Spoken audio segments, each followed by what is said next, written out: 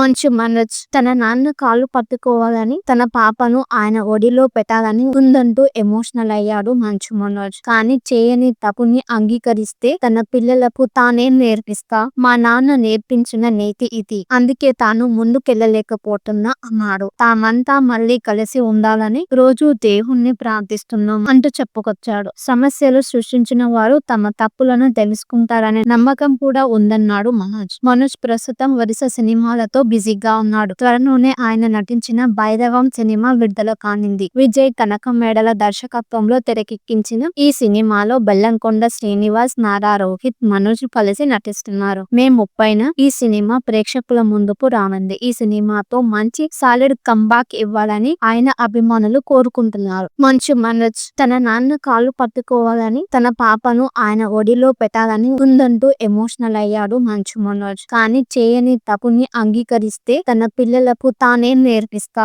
మా నాన్న నేర్పించిన నీతి ఇది, అందుకే తాను ముందుకెళ్ళలేకపోతున్నా అన్నాడు. తామంతా మళ్ళీ కలిసి ఉండాలని రోజు దేవుణ్ణి ప్రార్థిస్తున్నాం అంటూ చెప్పుకొచ్చాడు. సమస్యలు సృష్టించిన వారు తమ తప్పులను తెలుసుకుంటారనే నమ్మకం కూడా ఉందన్నాడు మనోజ్ ప్రస్తుతం వరుస సినిమాలతో బిజీగా ఉన్నాడు. త్వరలోనే ఆయన నటించిన భైరవం సినిమా విడుదల కానుంది. విజయ్ కనకమేడల దర్శకత్వంలో తెరకెక్కించిన ఈ సినిమాలో బెల్లంకొండ శ్రీనివాస్, నారా రోహిత్, మనోజ్ కలిసి నటిస్తున్నారు. మే 30న ఈ సినిమా ప్రేక్షకుల ముందుకు రానుంది. ఈ సినిమాతో మంచి సాలిడ్ కంబ్యాక్ ఇవ్వాలని ఆయన అభిమానులు కోరుకుంటున్నారు.